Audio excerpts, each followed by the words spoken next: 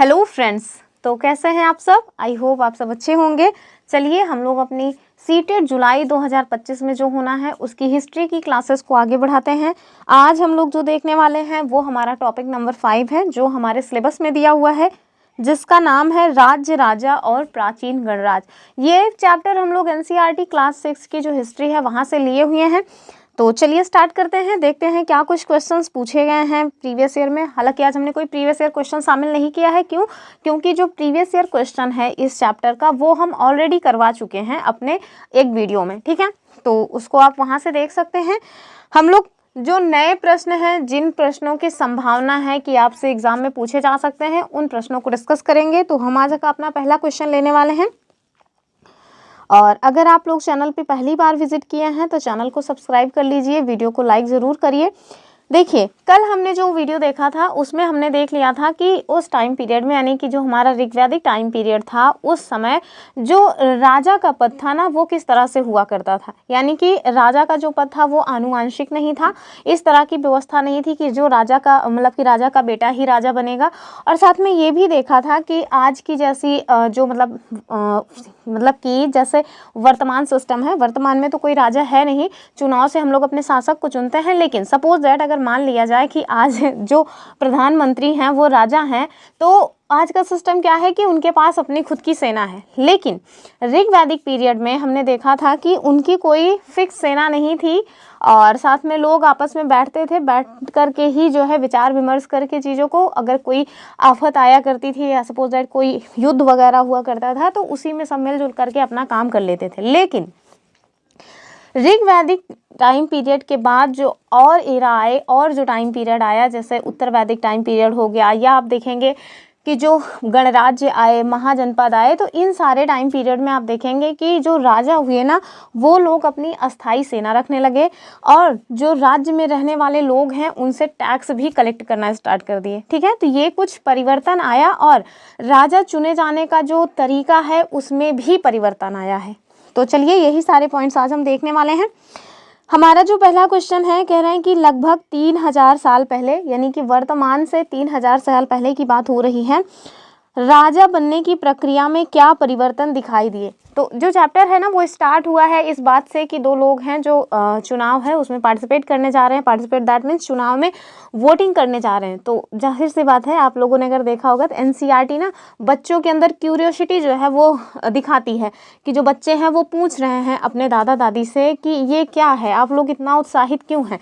तो दादा दादी बताते हैं कि भैया हम लोग अपने शासक या अपने राजा का चुनाव करने जा रहे हैं। वर्तमान में अब हम लोग अपने शासक को स्वयं चुनते हैं, जबकि अब पहले जो है ऐसा नहीं हुआ करता था।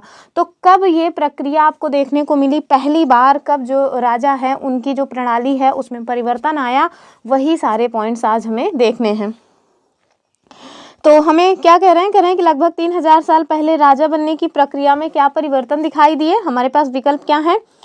राजाओं का चुनाव मतदान के जरिए होने लगा। अच्छा, फिर कह रहे हैं कुछ लोग बड़े बड़े यज्ञों को आयोजित किए और राजा के रूप में प्रतिष्ठित हो गए। तीसरा कह रहे हैं कि राजा बनने के लिए शिक्षा अनिवार्य हो गई। तो कल भी अनिवार्य नहीं थी, आज भी अनिवार्य नहीं है। कोई भी अशिक्षित व्यक्ति जो सबसे सम्मानित पद है वहां पे पहुंच सकता है, ठीक है।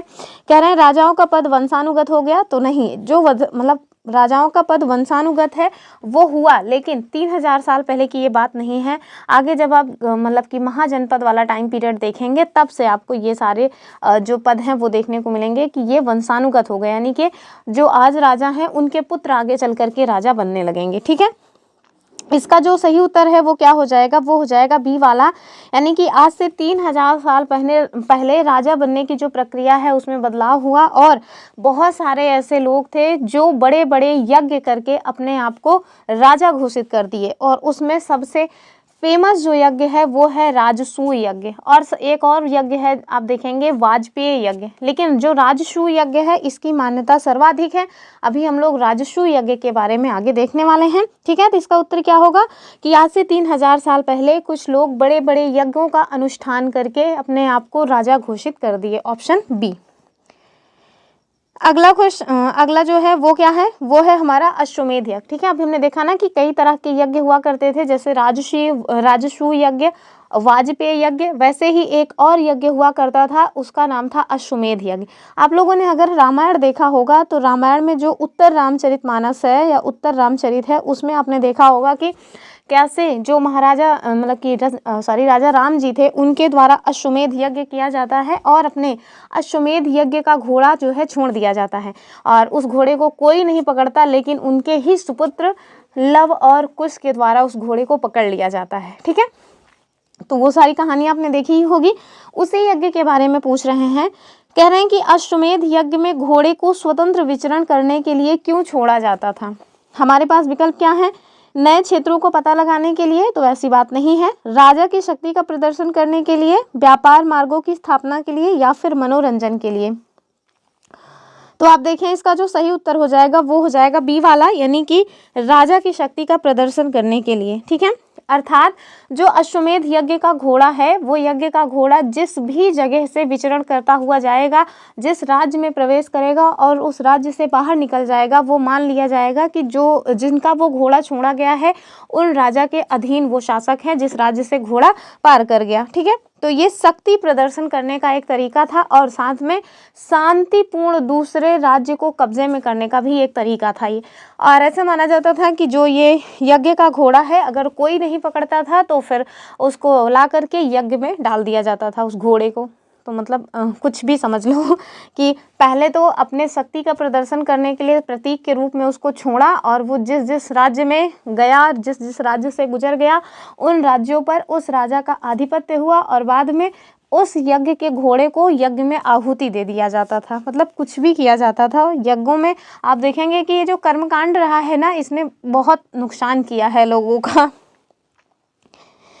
देखिए आपसे बता रहे हैं, जो अश्वमेध यज्ञ का उद्देश्य था वो राजा की शक्ति और प्रतिष्ठा को स्थापित करना था। स्वतंत्र रूप से घूमने वाला घोड़ा राजा के अधिकार का प्रतीक माना जाता था। ठीक है, तो ये आप ध्यान से देखें।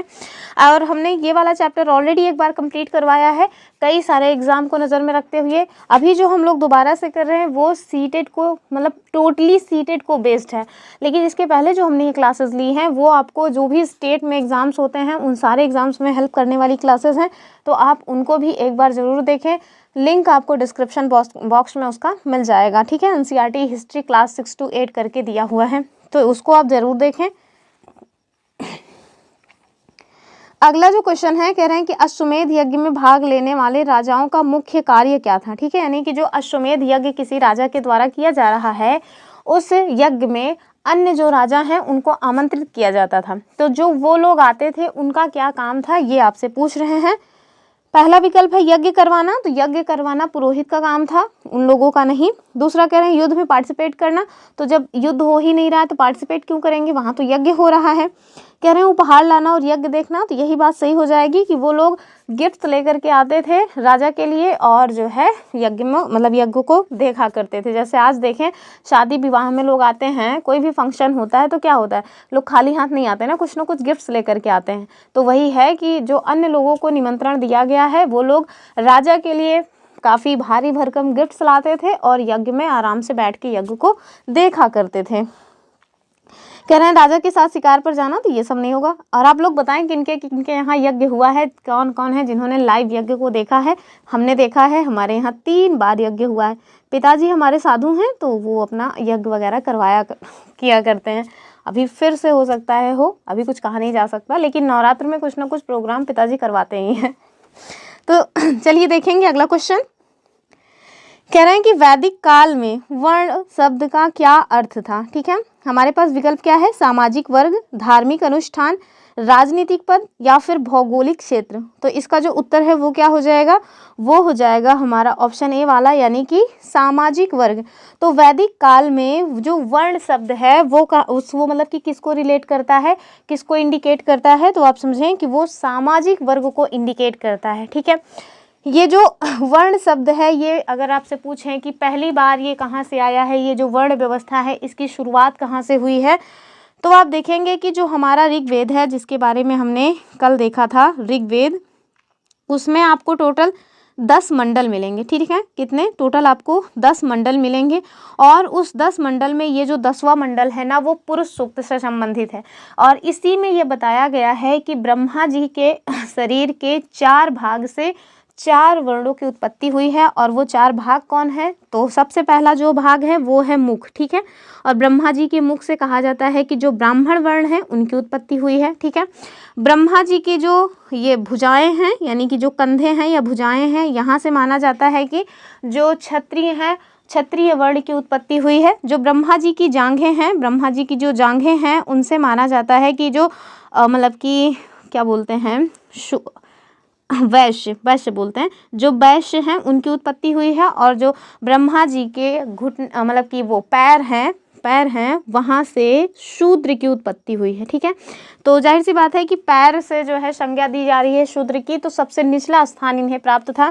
सबसे उच्च स्थान जो है वो ब्राह्मणों को प्राप्त था। दूसरे पे आ जाते थे फिर हमारे क्षत्रिय, तीसरे पे आते थे शूद्र, तीसरे पे आते थे वैश्य, जो कि ऊपर के जो 2 लोग हैं उनकी सेवा करने का, सेवा दैट मीन्स जैसे होता है ना महाजन टाइप के लोग, यानी कि अनाज उपजाना और उससे उन लोगों का पेट भरना। जबकि जो शूद्र थे उनका काम था जो ऊपर के 3 वर्ण हैं उनकी सेवा करना, ठीक है। तो ये 4 जो वर्ण हैं, ये 4 वर्णों के कहाँ से उत्पत्ति हुई है, तो हमारा जो ऋग्वेद है, ऋग्वेद के 10वें मंडल का जो पुरुष सूक्त है वहाँ से इसकी उत्पत्ति मानी जाती है। और ऐसा माना जाता है कि आदि पुरुष भगवान श्री ब्रह्मा जी के बॉडी के 4 पार्ट से 4 वर्णों की उत्पत्ति हुई है। और वो 4 वर्ण कौन से हैं, तो ब्रह्मा जी के मुख से ब्राह्मण, ब्रह्मा जी के भुजाओं से क्षत्रिय, जांघों से आए हैं वैश्य, और जो हम ब्रह्मा जी का पैर था वहाँ से उत्पत्ति हुई है शूद्रों की, ठीक है। तो ये इन पॉइंट्स को आप याद रखिएगा। और सबके काम भी बता देते हैं। जैसे ब्राह्मण वो जो है शिक्षा देने का काम था, और जो क्षत्रिय हैं उनका काम था जो भी वर्ग के लोग हैं उनकी जो है रक्षा करना, और जो मतलब कि वैश्य हैं वो खाने पीने की सुविधा यानी कि अनाज वगैरह उपजाना और भी जो काम है वो करना, और जो शूद्र हैं वो ऊपर के 3 वर्गों की सेवा करना, वो उनका काम था। लेकिन जब ऋग्वेद में जब इसकी उत्पत्ति हुई ना, तो उस टाइम पे ये मतलब कि जाति व्यवस्था के ऊपर, मतलब जाति व्यवस्था पे आधारित नहीं था। ऐसा नहीं था कि जो जिस वर्ण में पैदा हो गया है उसी वर्ण में होकर के रह जाएगा, नहीं। उस टाइम पे ये थोड़ा मतलब कि इसमें बहुत ढील थी। ढील मतलब कि अगर आप लोग अपने कर्म के हिसाब से, सपोज दैट कोई व्यक्ति है वो ब्राह्मण के घर में पैदा हुआ लेकिन उसको क्षत्रिय वाला काम पसंद है, लोगों की रक्षा करना पसंद है, तो वो अपने इस काम की वजह से क्षत्रिय वर्ण को अपना सकता था। लेकिन आगे चल करके उत्तर वैदिक काल आते आते ये जो है ना वो जातिगत हो गई, अर्थात जो व्यक्ति जहाँ पे पैदा होगा वहीं का बन करके रह जाएगा। आज भी वर्तमान में यही व्यवस्था चली आ रही है। जो जिस कास्ट से मतलब कि जिसका जिस कास्ट में जन्म हुआ है वो उसी कास्ट का होकर के रह जाता है, ठीक है। तो ये व्यवस्थाएं आज से नहीं, ऋग्वैदिक टाइम पीरियड से ही चली आ रही हैं। तो आपने देखा कि वैदिक समाज जो है वो 4 वर्गों में विभाजित था, जिसमें आपको ब्राह्मण, क्षत्रिय, वैश्य और शूद्र मिल जाएंगे। वर्ण एक सामाजिक वर्गीकरण की प्रणाली थी जो कि हमने आपको बता दिया। चलिए अगला क्वेश्चन देखेंगे। और हाँ, वर्ण का मतलब क्या होता है, तो ये रंग भी इसका एक मतलब होता है। अगला क्वेश्चन क्या कह रहे हैं, कह रहे हैं कि निम्नलिखित में से कौन सा कथन महायज्ञ के संदर्भ में सही है। आपको मतलब कि जो सही स्टेटमेंट है वो बताना है। पहला कह रहे हैं कि महायज्ञों के बाद राजाओं को जन या राजा कहा जाने लगा। दूसरा कह रहे हैं कि महायज्ञों के बाद राजाओं को जनपदों का राजा कहा जाने लगा। तीसरा कह रहे हैं महायज्ञों के बाद राजाओं को ग्राम का राजा कहा जाने लगा। और चौथा कह रहे हैं कि महायज्ञों के बाद राजाओं को नगर का राजा कहा जाने लगा। तो उत्तर आपको दिख ही रहा है, दूसरा वाला हो जाएगा कि जब राजाओं के द्वारा महायज्ञ किए गए तो उसके बाद जो राजा हैं उन्हें छोटे से राज्य का राजा नहीं बल्कि एक विशाल जनपद का राजा कहा जाने लगा, ठीक है। चलिए अगला क्वेश्चन देखेंगे। नहीं, थोड़ा मतलब कि एक्सप्लेनेशन देख लेते हैं एनसीईआरटी से। तो जो पुरातत्वविद हैं उनके द्वारा खुदाई वगैरह की गई, उससे कई सारे साक्ष्य मिले हैं और उस साक्ष्य से फिर बहुत सारी जानकारियां उनके द्वारा दी गई हैं। वहीं आपको बताया गया है कि पुरातत्वविदों ने इन जनपदों की कई बस्तियों की खुदाई की है और वो बस्तियां जो है कहाँ कहाँ पे मिली हैं उनके बारे में आपसे बता रहे हैं कि दिल्ली का पुराना किला, उत्तर प्रदेश में मेरठ के पास हस्तिनापुर और एटा के पास, अतरंजी खेड़ा। ठीक है, तो ये 4 लोकेशन बहुत इंपॉर्टेंट है, इन्हें याद रखें। एक साइड लोकेशन और एक साइड स्थान दे देंगे आपको मैच करने के लिए। जैसे फिर से देखिए, दिल्ली के पुराना किला में खुदाई की गई, उत्तर प्रदेश के मेरठ और हस्तिनापुर में, तथा एटा के पास अतरंजी खेड़ा में ये खुदाई की गई है पुरातत्वविदों के द्वारा। और खुदाई से पता चला है कि लोग जो है ना वो झोपड़ियों में रहा करते थे और मवेशी अर्थात जो जानवर होते हैं वो, तथा जो अन्य जानवर हैं उनको पाला करते थे। मवेशियों में कौन से जानवर आ जाते हैं? तो जो गाय भैंस होते हैं ना, दूध देने वाले जानवर, उनकी बात की जाती है। केवल जानवर ही नहीं पालते थे, उनके द्वारा एग्रीकल्चर भी किया जाता था। वे लोग चावल, गेहूं, धान, जौ, दाल, गन्ना, तिल तथा सरसों जैसी जो फसलें हैं वो भी उगाया करते थे। ठीक है, तो ये बातें याद रखिएगा। कल को इस टाइप के क्वेश्चंस पूछे जा सकते हैं कि उन लोगों के द्वारा कौन सी फसल नहीं उगाई जाती थी। तो जैसे आप देखें, चावल उगाया जा रहा है, धान, जौ, दालें, गन्ना, तिल, सरसों, ये सारी चीज़ें उगाई जा रही। आपसे पूछ लेंगे कि आलू उगाया जाता था कि नहीं, तो आप साफ साफ बता देंगे कि नहीं भैया, आलू नहीं उगाया जाता था। क्यों? क्योंकि यहाँ नहीं दिया गया है। गोभी उगाया जाता था? नहीं, गोभी भी नहीं उगाया जाता था। और वैसे भी आलू, गोभी, मिर्च, ये सभी ना बाद में जो है विदेशियों के द्वारा हमारे भारत देश के भीतर लाए गए हैं, ये हमारे यहाँ के मूल के हैं भी नहीं। आगे देखें, कह रहे हैं कि लोग मिट्टी के बर्तन भी बनाया करते थे। ठीक है, बर्तन बनाते थे तभी तो बेचारे भोजन वगैरह बना के खाते रहे होंगे। तो याद रखें कि मिट्टी के बर्तन इनके द्वारा बनाया जाता था। इनमें कुछ धूसर और कुछ लाल रंग के होते थे। ठीक है, ये कलर भी याद रखिएगा, क्योंकि पूछा जा सकता है ना कि पीले कलर के बर्तन बनाया जाता था। तो याद रखें कि धूसर और लाल रंग के जो मिट्टी के बर्तन हैं वो इनके द्वारा बनाए जाते थे।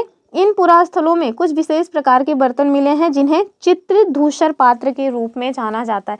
ये क्वेश्चन एक बार एक बड़े एग्जाम में पूछा गया है, ये मतलब कि चित्रित धूसर पात्र वाला। कह रहे हैं कि जैसा कि इनके नाम से ही स्पष्ट है, इन बर्तनों पर चित्रकारी की गई है। ये आमतौर पर सरल रेखाओं तथा ज्यामितीय आकृतियों के रूप में है। ठीक है, नहीं कि बर्तनों पे जो चित्रकारी की गई है वो कैसी है, तो वो सरल रेखाओं तथा ज्यामितीय आकृतियों के रूप में की गई है। ये पॉइंट भी अपने आप में इम्पॉर्टेंट है। ठीक है, चलिए अगला क्वेश्चन देखेंगे। ये देखिए, एक बर्तन का चित्र यहाँ पर दिखाया गया है। तो ये जो चित्र है ये कहाँ से आया है? तो जाहिर सी बात है कि खुदाई से ही मिला हुआ है। चलिए अगला क्वेश्चन देखेंगे, और जो हमारा अगला क्वेश्चन है अब आपको दिख रहा होगा टोटल। कह रहे हैं, महाजनपदों के संदर्भ में निम्नलिखित कथनों पर विचार कीजिए। देखिए, जनपद जो है वो एक छोटा राज्य था। कई सारे छोटे छोटे राज्य जो है जब उनको इकट्ठे करके किसी एक व्यक्ति के द्वारा शासन किया गया तो वो फिर महाजनपद कहलाया। जैसे आप देखेंगे मगध महाजनपद का नाम। ठीक है, तो ये मगध क्या है? मगध महाजनपद है। तो वही महाजनपदों के बारे में देखा जा रहा है। आगे हम लोग मतलब कि महाजनपदों को और अच्छे से देखेंगे। इस चैप्टर में बहुत छोटे छोटे पॉइंट्स जो है बताए गए हैं, तो हम लोग वही चैप्टर से देख रहे हैं जो चैप्टर में दिया हुआ है। कह रहे हैं, महाजनपदों के संदर्भ में आप बताएं कि कौन से कथन सही हैं। पहला क्या है कि लगभग 2500 साल पहले कुछ जनपद अधिक महत्वपूर्ण हो गए और उन्हें उन्हें महाजनपद कहा जाने लगा। ठीक है, तो ये वाला पॉइंट एकदम सही है। इसका एग्जाम्पल हो जाएगा मगध। तो यहाँ देखिए विकल्प भी देख लीजिए। इस विकल्प से ना कोई भी आपको एलिमिनेशन मेथड काम नहीं आएगा। इसमें आपको पता होना चाहिए कि सच में कितने ऑप्शन सही हैं और कितने नहीं, तब जाके इस तरह के विकल्प वाले क्वेश्चन सॉल्व होते हैं। तो ये वाला तो सही है। दूसरा कह रहे हैं कि सभी महाजनपदों की राजधानियां किले बंद थी जिनमें लकड़ी, ईंट या पत्थर की ऊंचे दीवारें बनाई गई थी। तो बात ये भी सही हो जाएगी। कह रहे हैं किलों का निर्माण केवल सुरक्षा कारणों से किया गया था। देखिए मैंने केवल को गोला करके रखा है, क्यों? क्योंकि जब भी कहीं केवल शब्द लगा रहे फिर आप सोच लीजिए क्या सच में ये पॉइंट सही हो सकता है? नहीं भैया, ये नहीं सही होगा। केवल यही एक कारण नहीं है, और भी कई सारे कारण हो सकते हैं। आप देखेंगे कि प्रतिष्ठा का भी प्रतीक माना जाता है किला। ठीक है, जितना मजबूत और जितना ऊंचा भव्य किला होगा उतनी ही प्रतिष्ठा आपकी होगी। फिर कह रहे हैं कुछ राजा अपनी समृद्धि और शक्ति का प्रदर्शन करने के लिए अपनी राजधानियों के चारों ओर विशाल और प्रभावशाली दीवारें खड़ी किया करते थे। तो मैंने बताया ना कि जो सुरक्षा कारण ही नहीं, ये सारे कारण भी थे, यानी कि शक्ति का प्रदर्शन और अपने आप को प्रभावशाली दिखाने के लिए जो किला वगैरह है वो बनाया जाता था। तो चौथा तो ठीक हो जाएगा। तो आप देखें क्या कह रहे हैं आपसे कि कितने विकल्प सही हैं। ठीक है, यानी कि कितने विकल्प सही हैं। तो पहला सही है, दूसरा सही है, चौथा सही है, लेकिन तीसरा गलत है। अर्थात टोटल 4 विकल्प में 3 विकल्प सही हैं, तो इसका सही उत्तर क्या हो जाएगा, केवल 3 विकल्प सही है। ठीक है, तो इस तरह के क्वेश्चंस की भी प्रैक्टिस करते चलिए, क्योंकि आजकल क्वेश्चन में इस मतलब कल जो एग्जाम हो रहा है उसमें इस तरह के क्वेश्चंस बन रहे हैं। ठीक है, केवल कथन कारण वाले क्वेश्चंस या वन लाइनर तो वैसे भी सीटेट में नहीं पूछा जाता, लेकिन कथन कारण का क्वेश्चन खूब पूछा जाता है। और आजकल ये वाला ट्रेंड आ गया है ऑप्शन को इस तरह से जो है बनाने का। ठीक है, तो सारे तरह के क्वेश्चंस हम आपको प्रैक्टिस करा रहे हैं, और साथ में जो भी चैप्टर में दिया हुआ है एक भी पॉइंट मिस ना होने पाए, इस वजह से एक्सप्लेनेशन भी साथ में मिलती जा रही है। तो बहुत ही ध्यान से वीडियो देखिए, शायद ही आपसे कुछ छूट नहीं पाए। अगला क्वेश्चन देखेंगे, उसके पहले हम लोग व्याख्या देख लेते हैं। ये देखिए हमारे भारत देश का मैप है, और इसमें आपको महत्वपूर्ण जो जनपद, महाजनपद और नगर हैं उनको दिखाया गया है। तो कुछ जो बहुत इम्पोर्टेंट महाजनपद और जनपद हैं उन्हें देख लेते हैं। तो जैसे आप देखेंगे कि जो सबसे महत्वपूर्ण है वो है हमारा मगध महाजनपद, और इसकी लोकेशन आपको कहाँ मिलेगी, ये मिल जाएगी। और ये कहाँ की लोकेशन है, तो ये बिहार में है। ठीक है, तो बिहार में आपको मगध महाजनपद मिल जाएगा। ठीक है, अभी हम लोग आगे चल करके वज्जी संघ के बारे में देखेंगे। तो वज्जी संघ को देख लीजिए, ये मगध के जो है पूर्व साइड में स्थित है। ठीक है, और ये अंग जो देख रहे हैं, ये अंग वही अंग है जिनके शासक जो है कर्ण को बनाया गया था दुर्योधन के द्वारा। ठीक है, अंगराज कर्ण कहा जाता था ना उनको, तो ये वही जनपद है। और इधर देखिए वैशाली, ये वैशाली जो है राजधानी के रूप में देखा जाता है, तो इसको भी आप देख लीजिए। इसकी लोकेशन कल को अगर हो सकता है पूछ लेना सॉरी, कि जो वैशाली है वो मगध से किस दिशा में है, तो मगध के उत्तर दिशा में आपको वैशाली मिल जाएगी। मगध के ईस्ट में आपको यानी कि पूर्व साइड में आपको वज्जी और अंग मिल जाएंगे। यहाँ देखिए राजगृह, जिसे राजगीर भी बोला जाता है, ये मगध महाजनपद की राजधानी रही है, तो इसकी भी लोकेशन देख लीजिए। और ये मगध के पश्चिम साइड में है। ठीक है, और ये कौशाम्बी जो कि प्रयागराज के आसपास है, ये भी जो है जनपद है, इसको भी आप देख लीजिए। और ये हस्तिनापुर उत्तर प्रदेश का, ये वही हस्तिनापुर है। ठीक है, कौन सा, ये उत्तर प्रदेश में है हस्तिनापुर। आप लोग मुझे बताइए क्या उत्तर प्रदेश में है या फिर किसी और, मेरे ख्याल से हरियाणा में होना चाहिए ना हस्तिनापुर। हाँ, हरियाणा में होना चाहिए, इसकी लोकेशन देख के भी लग रहा है कि ये हरियाणा में है, उत्तर प्रदेश में नहीं होगा भाई ये हरियाणा में होगा हस्तिनापुर। ठीक है, तो ये हस्तिनापुर कौन सा है, वही हस्तिनापुर है जहाँ पे कौरव की और पांडवों की लड़ाई हुई है।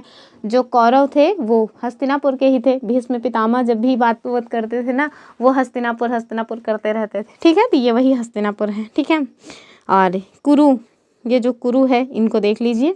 तो ये सारी कुछ बातें हैं जो हमें जाननी चाहिए, लेकिन हमें जो मेन पॉइंट जानना है वो लोकेशन हमें जाननी है मगध महाजनपद की, वो लोकेशन हमने आपको बता दी। वज्जी को भी आप याद रखें, आगे हम लोग इनके बारे में देखेंगे। राजगृह या राजगीर भी इसी को कहा जाता है। ठीक है, तो ये 3 पॉइंट्स आज हमें यहाँ देखने हैं, तो इनकी लोकेशन आप देख लीजिए। और ये पूरा मैप हमारे भारत देश का है, ये तो आप जानते ही होंगे। ठीक है, चलिए आगे हम क्वेश्चन देखेंगे। एनसीईआरटी में मैप दिया हुआ था, तो हमने मैप को देख लिया। क्या आपसे कह रहे हैं कि प्राचीन भारत में महाजनपदों के राजाओं द्वारा लगाए गए करों के संदर्भ में निम्नलिखित कथन पर विचार कीजिए। इससे क्वेश्चन ऑलरेडी जो हमारा मतलब कि सीटेट है उसमें क्वेश्चन पूछा जा चुका है, और जो हमने पीवाईक्यू वाली सीरीज चलाई है इसी क्लास 6 to 8 हिस्ट्री के साथ ही मैंने उसको लास्ट में करवाया हुआ है, उसको आप एक बार ज़रूर देखें। उसमें सारे हिस्ट्री के जो पीवाईक्यूज़ हैं वो हमने सॉल्व कराए हैं, तो उसमें ये वाला क्वेश्चन भी सॉल्व कराया है। चलिए फ़िलहाल के लिए हमने थोड़ा विस्तार में ये वाला क्वेश्चन लिया हुआ है, ताकि आपसे कोई भी पॉइंट ना मिस होने पाए टैक्स को लेकर के। तो देखिए टैक्स को लेकर के क्या बातचीत हो रही है। पहला जो स्टेटमेंट है, कह रहे हैं कि फसलों पे लगाया गया जो टैक्स था वो सबसे महत्वपूर्ण था, जो उपज का 1/6 हिस्सा लिया जाता था। ठीक है, यानी कि छठैया लिया जाता था। अभी गांव में जो है मजदूरी वगैरह देना होता है ना, तो ऐसे ही बोलते हैं, छठैया लीन जाता है, सतैया है, दसैया है, इस तरह से मम्मी लोग बोलती हैं, तो वही हमने भी सुना है। दूसरा कह रहे हैं कि कारीगरों को केवल नगद भुगतान के रूप में टैक्स देना पड़ता था, तो क्या ऐसी बात थी। फिर कह रहे हैं पशुपालकों को जानवरों या उनके उत्पादों के रूप में टैक्स देना पड़ता था। ठीक है, तो इसमें केवल शब्द आप ध्यान से देख लीजिए। फिर कह रहे हैं व्यापारियों को केवल आयातित वस्तुओं पे कर देना पड़ता था, तो ये भी केवल शब्द लगा हुआ है। अब बताइए इसमें कौन सा जो है गलत हो सकता है या कौन सा सही हो सकता है। कह रहे हैं कितने कथन सही हैं, तो उत्तर कौन सा हो जाएगा, केवल 1, केवल 2, केवल 3 या सभी 4। सभी 4 तो बिल्कुल नहीं होंगे, इसका जो उत्तर है वो हो जाएगा केवल 3 विकल्प सही हैं। ठीक है, चलिए इसका एक्सप्लेनेशन देख लेंगे। तो जब आप टैक्स वाला जो पोर्शन दिया हुआ है उसमें देखें तो क्या बता रहे हैं आपसे, कह रहे हैं कि जो महाजनपद था उसके राजा विशाल किले बनवाया करते थे। ठीक है, यानी कि जो महाजनपद थे उनके राजाओं के द्वारा बहुत बड़े बड़े किलों का निर्माण कार्य करवाया गया और बड़ी बड़ी सेनाएं भी रखी गई। जाहिर सी बात है, अगर आप इतने विशाल किले बनवा रहे हैं तो उनकी रक्षा करने के लिए आपको सेना तो रखना पड़ेगा। कह रहे हैं इसलिए उन्हें बहुत ज़्यादा संसाधनों की आवश्यकता होती थी। ठीक है, यानी कि आपने जो उस टाइम के राजा थे उनके द्वारा किले बनवाए गए, किले बनवाने के लिए जो है काम करवाया गया मजदूरों से, उनको पेमेंट देनी पड़ेगी और साथ में उन किलों की रक्षा के लिए सैनिक रखे गए तो उनको वेतन भी देना पड़ेगा। कह रहे हैं इसकी वजह से उनको बहुत ज़्यादा धन की आवश्यकता महसूस होने लगी। अब जब धन की आवश्यकता महसूस हुई तो वो लोग अपनी जेब से तो देंगे नहीं, जाहिर सी बात है कि जनता के ऊपर टैक्स लगाएंगे। तो ये जो टैक्स प्रणाली है ये फिर आपको देखने को मिलने लगेगी। ठीक है, जहाँ हमने देखा था ऋग्वेद में जो है ऋग्वैदिक टाइम पीरियड में व्यक्तियों से टैक्स नहीं लिया जाता था, यानी कि जो जनता थी उन्हें टैक्स वगैरह नहीं देना पड़ता था। जबकि आप यहाँ आ जाएं, जब महाजनपद का टाइम पीरियड आया तो उस टाइम में आपको देखने को मिल रहा है कि नियमित रूप से कर की व्यवस्था कर दी गई, यानी कि टैक्स लेने की व्यवस्था कर दी गई। कह रहे हैं कि अतः महाजनपदों के राजा द्वारा लोगों द्वारा समय समय पर लाए गए उपहारों पर निर्भर ना रहकर अब नियमित रूप से टैक्स वसूला जाने लगा। ठीक है, यानी कि पहले क्या हुआ करता था कि राजा को जो जनता है उनके द्वारा जो भी दे दिया जाया करता था कुछ उपहार वगैरह, उससे ही उनको लगता था कि नहीं बहुत कुछ है, जनता हमें बहुत कुछ दे रही है। लेकिन जब उनके खर्चे बढ़ गए तो जाहिर सी बात है कि उनको जब उनके खर्चे बढ़े हैं तो फिर कहीं ना कहीं से तो वसूलना ही पड़ेगा, तो उन्होंने जनता के ऊपर टैक्स लगाया। अब ये टैक्स की प्रणाली कैसी थी ये हम देखेंगे। सबसे पहले आप देखें जो फसलों पे कर लगाए जाते थे उनकी बात, तो ये सबसे महत्वपूर्ण कर हुआ करते थे क्योंकि अधिकांश लोग कृषक थे। ठीक है, यानी कि ज़्यादातर जो जनता थी वो लोग एग्रीकल्चर से ही जुड़े हुए थे। प्रायः उपज का 1/6 हिस्सा टैक्स के रूप में लिया जाता था जिसे भाग कहा जाता था। ठीक है, तो टैक्स को भाग भी कहा जाता था, ये शब्दावली इंपॉर्टेंट है। और कृषि पर जो टैक्स लगाया जाता था वो कितना था, तो उपज का 1/6 हिस्सा। दूसरा क्या है, कारीगर के ऊपर कर लगाया जाता था, और ये कारीगर जो थे इनके ऊपर कौन सा टैक्स लगता था, तो ये लोग प्रायः श्रम के रूप में चुकाए जाते हैं। यानी कारीगर जो है ना वो काम वगैरह कर देते, सपोज दैट किला बन रहा है, किले में गए अपनी कारीगरी किए, तो वो उनके टैक्स का मतलब एक तरीका था टैक्स पे करने का। आगे देखें, जैसे कि बुनकर हो गया, लोहार, सुनार, ये लोग राजा के लिए महीने में एक दिन ना बिगाड़ कर दिया करते थे। ठीक है, विस्ती करते थे कि एक दिन जो है बिना वेतन के हम लोग काम कर देंगे, वो जो है हमारा जो है टैक्स देने का एक तरीका हो जाएगा।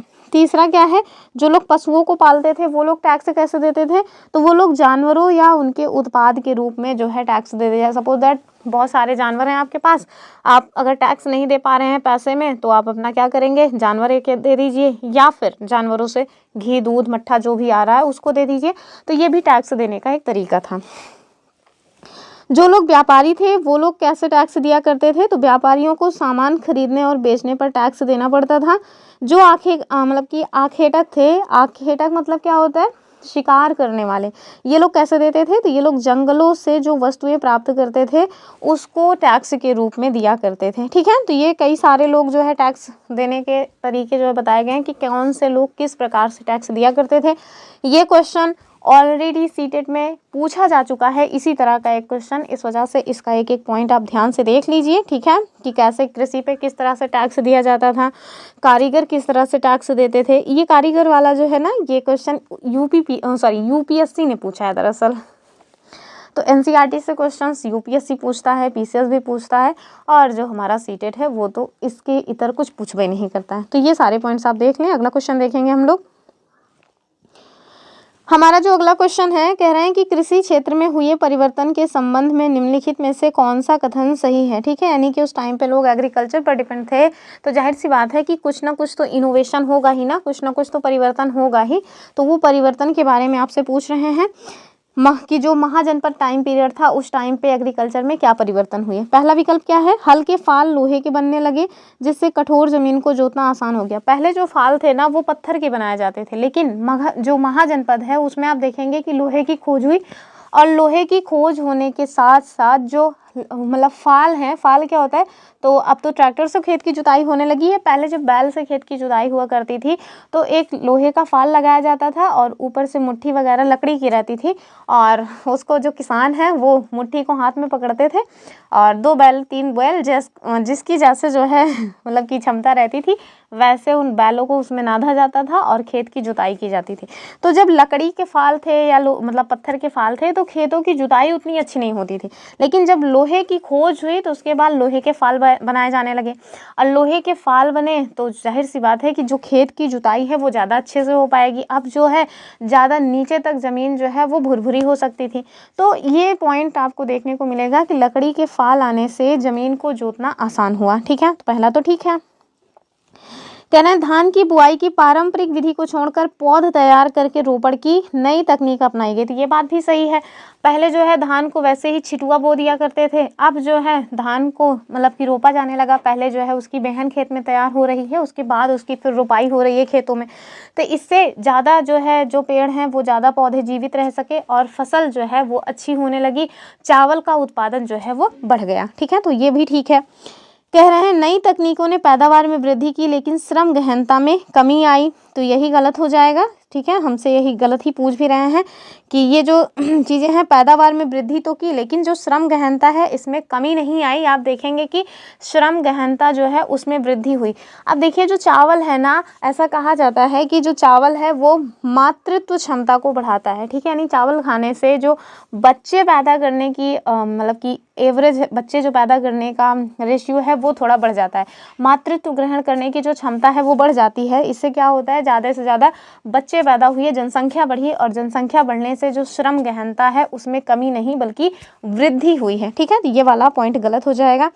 कह रहे हैं कि दास दासी और भूमिहीन खेतिहर मजदूर कृषि कार्यों में संलग्न थे। तो ये पॉइंट तो सही ही हो जाएगा। ठीक है, तो कृषि क्षेत्र में कौन कौन से परिवर्तन आए ये आप देख लीजिए। हल के फाल आने से जो खेत की जुताई है वो आसान हुई।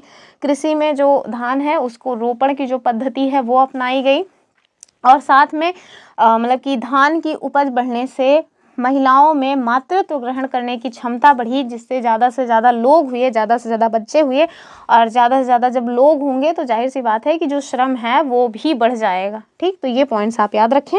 और दास दासी और खेतिहर मजदूर ये लोग तो अपना कृषि कार्य में लगे हुए थे। तो ये सारे पॉइंट्स आप देख लीजिए। चलिए अगला क्वेश्चन देखेंगे। कह रहे हैं कि मगध की राजधानी पहले क्या थी और बाद में क्या बनाई गई। ठीक है, यानी कि मगध जो महाजनपद था उसकी 2 राजधानियां आपको देखने को मिलेंगी। आपको बताना है कि पहले जो है कौन सी राजधानी थी, आगे चल करके दूसरी राजधानी कौन सी बनी। विकल्प क्या है, पाटलिपुत्र और राजगिरी, दूसरा राजगृह और पाटलिपुत्र, तीसरा है वैशाली और राजगृह, और चौथा है चंपा और पाटलिपुत्र। तो इसका जो सही उत्तर है वो बी वाला हो जाएगा। ठीक है, यानी कि प्रारंभिक जो राजधानी है मगध की वो कौन सी थी, तो मगध की प्रारंभिक राजधानी राजगृह थी। आगे चल करके इसकी राजधानी पाटलिपुत्र की गई, और ये पाटलिपुत्र वर्तमान के पटना को कहा जाता है। ठीक है, तो ये पॉइंट्स आप याद रखें कि मगध की प्रारंभिक राजधानी राजगृह थी, आगे चल करके इसकी राजधानी पाटलिपुत्र बनाई गई। आप मुझे कमेंट करके बता सकते हैं कि किनके द्वारा पाटलिपुत्र राजधानी चेंज किया गया था। आगे हालांकि मिलेगा ही, हम लोग तो आगे देखेंगे, लेकिन अभी अगर आपको पता है तो आप मुझे कमेंट कर सकते हैं। चलिए अगला देखेंगे। कह रहे हैं कि मगध के लिए कौन सी नदियां महत्वपूर्ण थी, और हमारे पास ऑप्शंस क्या हैं, गंगा और यमुना, सिंधु और ब्रह्मपुत्र, गंगा और सोन, नर्मदा और ताप्ती। तो जाहिर सी बात है कि गंगा और सोन नदियां हो जाएंगी। ठीक है, अब ये भी तो देखिए ना, ये मतलब कि मगध कहाँ पे है, मगध बिहार में है, तो बिहार में वो नदी बहनी चाहिए तभी तो होगा। तो देखिए गंगा भी बहती है बिहार में और सोन भी बहती है। ये ब्रह्मपुत्र कहाँ वहाँ बहती है, यमुना भी नहीं बहती, और नर्मदा और ताप्ती ये सब भी उधर नहीं जाती हैं। तो इसका जाहिर सी बात है कि उत्तर क्या हो जाएगा, गंगा और सोन नदियाँ। ठीक है, तो अब देखिए मगध महाजनपद जो है वो महाजनपद क्यों बन पाया, इसके पीछे एक रीज़न दिया जाता है कि एक तो उसके आसपास जो है वो नदियाँ थी जिससे उसकी खेती बाड़ी के लिए जो है वो पानी मिल जाता था, और साथ में वो पहाड़ियों से घिरा हुआ था जिससे उसकी जो मतलब कि प्रकृति के द्वारा ही रक्षा की जा रही थी, यानी कि उसको जीतना आसान नहीं हो पाता था।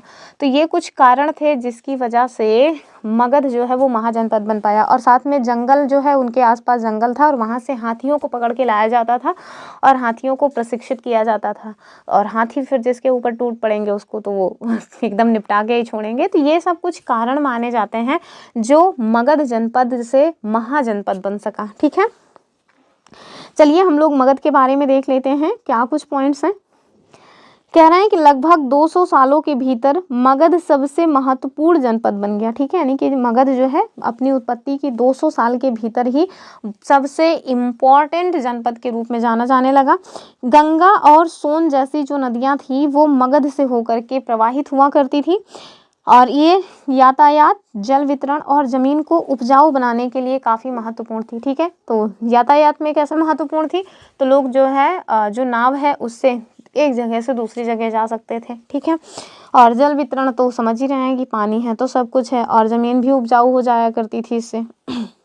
नदियाँ अपने साथ मिट्टी बहा करके लाती हैं, जो उपजाऊ मिट्टी है उसको लाती हैं, छोड़ देती हैं तटों पे, तो उससे जो है फसल जो है वो अच्छी होती है। आगे देखें, कह रहे हैं कि मगध का एक हिस्सा जंगलों से भरा हुआ था, और इन जंगलों में रहने वाले जो हाथी थे उन्हें पकड़ करके लाया जाता था और प्रशिक्षित करके उनसे सेना में उनको भर्ती किया जाता था। वही नहीं, जंगलों से घर, गाड़ियां तथा रथ बनाने के लिए लकड़ी भी मिल जाती थी।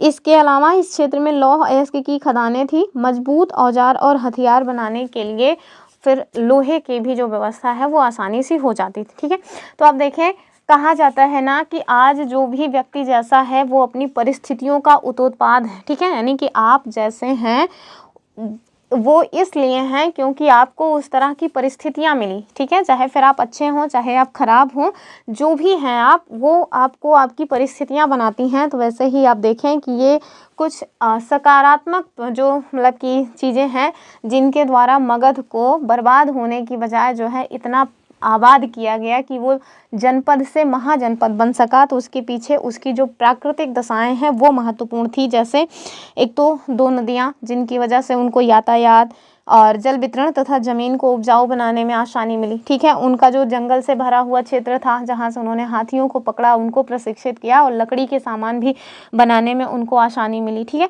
और साथ में क्या हुआ, उनके आसपास में खदानें मिल गई।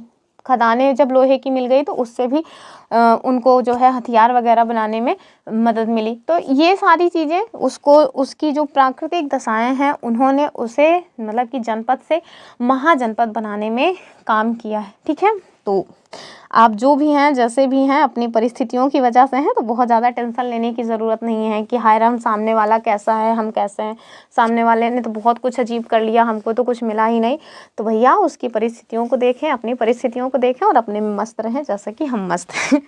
आगे देखें, कहना है कि मगध में बहुत ही शक्तिशाली शासक, अब वो 2 शक्तिशाली शासकों के नाम आगे चल के अजातशत्रु के बारे में भी हम लोग देखेंगे। आज के चैप्टर में नहीं, आगे के चैप्टर्स में इनके बारे में बहुत डिटेल में बताया गया है, और इनकी जो मतलब कि नीतियाँ रही हैं उससे क्वेश्चंस खूब बनते हैं। सीटेट ने 2024 में क्वेश्चन पूछा हुआ है, और जब हम लोग अजातशत्रु देखेंगे तब आपको दिखाएंगे वो क्वेश्चन। कह रहे हैं कि मगध में बहुत ही शक्तिशाली शासक बिंबिसार तथा अजातशत्रु हुए। अन्य जनपदों को जीतने के लिए इनके द्वारा हर संभव साधन अपनाया गया। महापद्मनंद और मतलब कि जो महापद्मनंद हैं ये भी एक महत्वपूर्ण शासक के रूप में जाने जाते हैं, और ये नंद वंश के शासक थे महापद्मनंद, और मगध के ही शासक थे। उन्होंने अपने नियंत्रण का क्षेत्र इस उपमहाद्वीप के उत्तर पश्चिम भाग तक फैलाया था। बिहार में राजगृह, जिसे आधुनिक राजगीर कहा जाता है, ये कई सालों तक मगध की राजधानी रही। बाद में पाटलिपुत्र, जो कि आज का पटना है, उसको फिर इसकी राजधानी बना दिया गया। अभी क्वेश्चन हमने देखा था। आगे देखें कि आज से 2300 साल पहले की बात है। मैसिडोनिया के राजा यानी कि मैसिडोनिया के शासक, जिनका नाम हम सभी लोग जानते हैं, सिकंदर, विश्व विजेता जिन्हें कहा जाता है, वो जो है विश्व की विजय करना चाहते थे। पूरी तरह सफल नहीं होने पर भी वो मिस्र और पश्चिम एशिया के कुछ राज्यों को जीतते हुए भारतीय उपमहाद्वीप में ब्यास नदी के किनारे तक पहुंच गए। ठीक है, यानी कि ब्यास नदी के किनारे तक जब वो आ गए तब उनके मतलब कि उन्होंने मगध की ओर कूच करना चाहा, लेकिन उनके जो सेना के सिपाही थे उन्होंने मगध की ओर कूच करने से इनकार कर दिया। क्यों? क्योंकि उन्हें डर था कि भारत के जो शासक हैं उनके पास पैदल सेना, रथ और हाथी, इस तरह से बहुत बड़ी सेना है, और उन लोगों को तो वो कच्चा ही निकल जाएगी। ठीक है, तो इस डर की वजह से ऐसा माना जाता है कि वो लोग व्यास नदी के उस पार से ही वापस लौट गए। तो ये पॉइंट आप याद रख सकते हैं।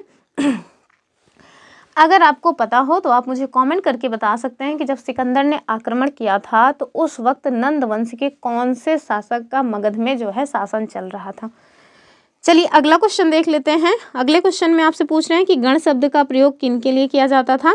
विकल्प क्या है, कह रहे हैं एक व्यक्ति, दो व्यक्ति, कई सदस्यों वाले समूह या फिर कोई नहीं। तो भैया जो गण शब्द है उसका इस्तेमाल कई सदस्यों वाले समूह के लिए किया जाता था। ठीक है ये देखिए यहाँ पे आपको बताया गया है कि जो गण शब्द है इसका प्रयोग कई सदस्यों वाले समूहों के लिए किया जाता था, जबकि संघ एक शब्द है जिसका प्रयोग मतलब कि संगठन या सभा के लिए किया जाता था। ठीक है अगला क्वेश्चन देखेंगे हम लोग।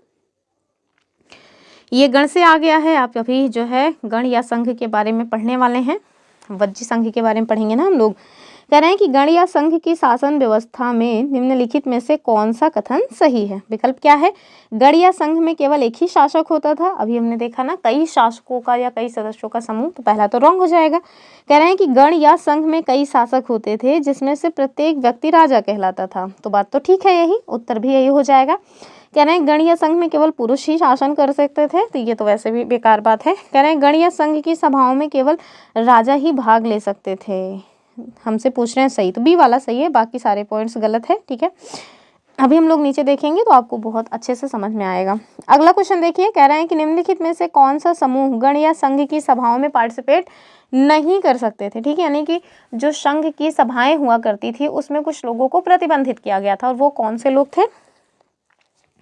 पहला विकल्प है राजा, स्त्रियां और दास। तो राजा तो होंगे ही ना, उन्हीं के द्वारा तो ये हो रहा है। कह रहे हैं दास, कर्मकार और स्त्रियां, राजा, कर्मकार और दास। राजा यहाँ भी है, राजा यहाँ भी है, तो जाहिर सी बात है कि सी वाला हो जाएगा, यानी कि दास, कर्मकार और स्त्रियां। तो संघ या समूह की जो मतलब कि सभाएं हुआ करती थी उसमें दास, कर्मकार और स्त्रियों को प्रतिबंधित करके रखा गया है।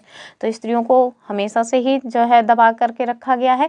अब आजकल कुछ जो है थोड़ा मतलब कि बहुत ही क्रूर टाइप की घटनाएं हो रही हैं, जिसकी वजह से लोग स्त्रियों को बहुत ज़्यादा ताक पे रख लिए हैं। बाकी हमेशा से ही उन्हें बहुत प्रताड़ित किया गया है। हालांकि इस तरह की घटनाएं ना हो, अच्छा ही रहेगा हमारे समाज के लिए। कह रहे हैं कि चलिए हम लोग देख लेते हैं वज्जी संघ के बारे में, बहुत ही इंपॉर्टेंट पॉइंट है ये। तो मगध, जैसा कि हमने ऊपर देखा ना कि मगध जो है वो एक बहुत ही शक्तिशाली राज्य के रूप में उभरा हुआ था। मगध जो है मतलब कि कई सारे जनपदों से मिलकर के वो महाजनपद हो गया था। वैसे ही आपको एक जनपद देखने को मिलेगा जिसे क्या कहते हैं, जिसे वज्जी कहा जाता था। ठीक है तो इसे संघ कहा जाता था। वज्जी संघ के बारे में अब हम लोग देखने वाले हैं। तो वज्जी राज्य जो था जिसकी राजधानी क्या थी, वैशाली, जो कि बिहार में है। ठीक है तो ये पॉइंट याद रखिएगा कि वज्जी की जो मतलब की राजधानी है वो क्या है, वैशाली। हमने देखा था ना वज्जी के थोड़ा सा ऊपर में वेस्ट साइड में वैशाली था, यानी कि मगध के उत्तर साइड में वैशाली था, तो वही वाला वैशाली है, ये वज्जी की राजधानी था। कह रहे हैं यहाँ एक अलग किस्म की शासन व्यवस्था थी जिसे गण कहा जाता था। तो इस बात को याद रखिएगा कि वज्जी में एक अलग तरह की शासन व्यवस्था थी जिसे गण या संघ कहा जाता था। कह रहे हैं कि गण या संघ में कई शासक हुआ करते थे। कभी कभी लोग एक साथ शासन करते थे जिसमें से प्रत्येक व्यक्ति राजा कहलाता था। ये सभी राजा विभिन्न अनुष्ठानों में एक साथ जो है काम किया करते थे, यानी कि विभिन्न अनुष्ठानों को एक साथ संपन्न कराते थे। सभाओं में बैठकर बातचीत करते थे, बहस होती थी, वाद विवाद होता था, और उसी के जरिए इनके द्वारा ये मिलजुल करके तय किया जाता था कि कौन सा काम जो है किस तरह से करना है। शत्रुओं के द्वारा जब आक्रमण होता था तो उनसे निपट करके उनसे निपटने के लिए इन लोगों के द्वारा मिलकर चर्चाएं की जाती थी। स्त्रियां, दास और कर्मकार जो है वो इन सभाओं में पार्टिसिपेट नहीं कर सकते थे। आगे देखते हैं हम लोग कि जो भगवान बुद्ध और भगवान महावीर थे वो दोनों लोग ही गण से संबंधित थे। बौद्ध साहित्य में संघ के जीवन का बहुत ही सजीव वर्णन मिलता है। और एक पॉइंट और याद रखिएगा कि ये जो वज्जी संघ है ना, पूरे विश्व का पहला लोकतंत्र माना जाता है वज्जी संघ को। ठीक है क्यों, क्योंकि सारे लोग मिलजुल करके काम किया करते थे, इस वजह से इसे पूरे विश्व का पहला लोकतंत्र माना जाता है। याद रखिएगा इस पॉइंट को, वज्जी संघ को। आगे देखें, कई शक्तिशाली जो शासक थे इन संघों को जीतना चाहते थे। इसके बावजूद इनका राज्य आज से लगभग 1500 साल पहले तक चलता रहा। उसके बाद फिर गुप्त शासकों ने गण और संघ पर विजय प्राप्त करके फिर उन्हें अपने राज्यों में मिला लिया। ठीक है, यानी कि गुप्त शासक जो है उनके द्वारा इनको अपने में मिला लिया गया। लेकिन आज से 1500 सालों तक इनका जो शासन है वो चल रहा था घिसे पिटे तरह से। एक और पॉइंट है वो है हमारा दीर्घ निकाय, जो कि बौद्ध धर्म से संबंधित है। आगे हम लोग बौद्ध धर्म और जैन धर्म देखेंगे। क्वेश्चन क्या कह रहे हैं कि दीर्घ निकाय के अनुसार बुद्ध ने वज्जी संघ की उन्नति के लिए निम्नलिखित में से कौन सी शर्तें बताई थी। हमारे पास विकल्प क्या है, नियमित सभाएं, आपसी सहयोग, पारंपरिक नियमों का पालन और बड़ों का सम्मान। ये इतना सकारात्मक पॉइंट है, इसको देख के ही लग रहा है कि ये वाला पॉइंट सही हो जाएगा। कह रहे हैं शक्तिशाली राजा का समर्थन, विशाल सेना, व्यापार में वृद्धि और धार्मिक अनुष्ठान। तो ये सारे पॉइंट्स यद्यपि मतलब सही हैं, लेकिन बहुत ज़्यादा उन्नति के लिए मतलब कि केवल यही पॉइंट्स कारगर नहीं होंगे। कह रहे हैं पड़ोसी राज्यों से मित्रता, कृषि में सुधार, कला और संस्कृति को बढ़ावा देना। तो ये भी सही है, लेकिन हमें एकदम परफेक्ट उत्तर चूज करना होता है। इनमें से कोई नहीं तो नहीं होगा, पहला वाला विकल्प इसका सही हो जाएगा। ठीक है, चलिए इसको देख लेते हैं। तो ये देखिए जो वज्जी संघ है, इसका वर्णन आपको कहाँ पे देखने को मिलेगा, तो ये इसे दीर्घ निकाय या दीर्घ निकाय भी कहा जाता है। तो यहाँ पे वज्जी संघ का वर्णन आपको देखने को मिलता है, और जो दीर्घ निकाय है वो एक प्रसिद्ध बौद्ध ग्रंथ है। ठीक है, आपसे डायरेक्ट यही पूछ सकते हैं कि दीर्घ निकाय कौन सा ग्रंथ है, जैन ग्रंथ है, बौद्ध ग्रंथ है, हिंदू ग्रंथ है या ईसाई ग्रंथ है। तो याद रखिएगा कि बौद्ध ग्रंथ है। इसमें भगवान बुद्ध के कई व्याख्यान दिए गए हैं। इन्हें करीब 2300 साल पहले लिखा गया था। ठीक है, दो स्टेटमेंट ही बन सकता है, जैसे सपोज दो स्टेटमेंट दिए। पहला स्टेटमेंट क्या है कि जो दीर्घ निकाय है वो एक जैन ग्रंथ है। दूसरा स्टेटमेंट दे दिया गया कि इन्हें करीब आज से 2300 साल पहले लिखा गया था। 4 विकल्प दे देंगे, उपरोक्त में से कौन सा सही है, केवल एक सही है, केवल 2 सही है, केवल मतलब 1 और 2 दोनों सही, या फिर दोनों ही गलत है। तो आप क्या करेंगे, केवल दूसरा वाला सही है। ठीक है, तो इस तरह के क्वेश्चन स्टेटमेंट वाइज भी बन सकते हैं। अब हम लोग देख लेते हैं जो अजात शत्रु थे उनका वज्जी संघ को लेकर के क्या रवैया था, क्योंकि वो लोग मतलब कि काफ़ी शक्तिशाली शासक थे मगध के, और वो वज्जी संघ को ना जीतना चाहते थे, जीतकर अपने साम्राज्य का हिस्सा बनाना चाहते थे। तो देखिए इनके द्वारा क्या किया गया। तो अजात शत्रु जो है ना, ये वज्जी संघ पर आक्रमण करना चाहते थे। उन्होंने अपने मंत्री, ये याद रखिएगा क्वेश्चन बन सकता है कि इनके मंत्री का नाम क्या था। तो इनके मंत्री जिनका नाम था वश्यकार, इनको इन्होंने भगवान बुद्ध के पास सलाह के लिए भेजा। ठीक है, तो भगवान बुद्ध से ये जाते हैं सलाह मांगने कि कैसे हम जो है उन पर आक्रमण करें कि उनको जीत लें। तो भगवान बुद्ध के द्वारा क्या कहा जाता है, इसको देखिए। कह रहे हैं कि भगवान बुद्ध ने उनसे पूछा कि क्या वज्जी जो है वो मतलब जो सभा करते हैं नियमित रूप से करते हैं। दूसरा, क्या उनमें सभी सदस्य उपस्थित होते हैं। फिर उन्होंने पूछा कि जब उन्हें पता चला कि इस तरह से होता है, यानी कि जब भगवान बुद्ध ने उनसे पूछा कि उनके द्वारा क्या नियमित सभाएं होती हैं, तो उन्होंने सुना कि हाँ होती हैं, सभी सदस्य उपस्थित होते हैं। तो उन्होंने ये भी सुना कि हाँ भैया सारे सदस्य उपस्थित होते हैं।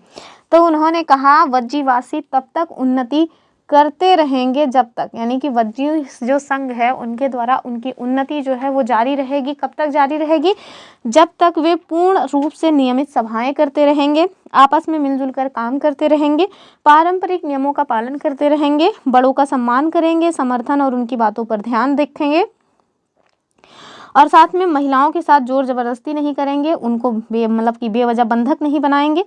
साथ में शहरों गांवों में चैत्यों का भी रखरखाव करेंगे, विभिन्न मतावलंबी संतों का सम्मान करेंगे और उनके आने या जाने पर कोई रोक नहीं लगाएंगे। ठीक है, तो वज्जी संघ के लोग जब तक ये सारे काम करते रहेंगे तब तक उनकी उन्नति होती रहेगी। लेकिन ये जो वस्त्रकार है ना, इनको अजातशत्रु फिर इनके इस संघ में ही भेज देते हैं, और ये बहुत ही सफल मंत्री के रूप में जाने जाते हैं। क्यों, क्योंकि इस संघ को धीरे धीरे जो वस्त्रकार हैं उनके द्वारा तोड़ दिया जाता है। और जब ये संघ टूट जाता है तो जैसा कि भगवान बुद्ध ने बताया ही था कि अगर नियमित रूप से ये लोग सभाएं करते रहेंगे तो इनकी उन्नति होती रहेगी। जब संघ टूटा तो नियमित सभाएं, एक दूसरे के साथ मेलजोल सब टूट गया, और जब सब टूट गया तो जाहिर सी बात है कि आप लकड़ी का गट्ठर आसानी से नहीं तोड़ सकते, लेकिन सिंगल लकड़ी को आसानी से तोड़ लेंगे। तो वही हुआ, वज्जी संघ को बाद में फिर इन लोगों ने जीत लिया। ठीक है, तहस नहस कर दिया। तो ये कुछ खास पॉइंट्स रहे हैं, कुछ खास क्वेश्चंस रहे हैं। हमने क्वेश्चंस के माध्यम से जो भी इंपॉर्टेंट पॉइंट्स थे सारे के सारे पॉइंट्स कवर कर लिए हैं। आई होप आप लोगों ने इसको एंजॉय किया होगा। और अगर आप लोग सीटेट 2025 देने में इंटरेस्टेड हैं, वो भी SST से, तो आपके लिए ये क्लासेस बहुत ही हेल्पफुल हैं। आप इन्हें रेगुलर देखें, और एक बार जब PDF आपको मिल जाए तो उसका जो एक्सप्लेनेशन या ये कहें कि जो PDF है उसको यहाँ से भी पढ़ लें, और जो NCERT की PDF है उसको भी एक बार पढ़ लें। फिर आप एकदम मतलब कि मस्त रहें, कोई क्वेश्चन आपसे बाहर नहीं जाएगा। तो ये रही आज की क्लास। आई होप आपको सब कुछ समझ में आया होगा। किसी तरह का कोई डाउट है तो आप मुझे कमेंट कर सकते हैं। आप हमें हमारे विभिन्न सोशल मीडिया प्लेटफॉर्म्स पे फॉलो कर सकते हैं। फिर मिलेंगे अपनी अगली वीडियो में, तब तक के लिए जय हिंद।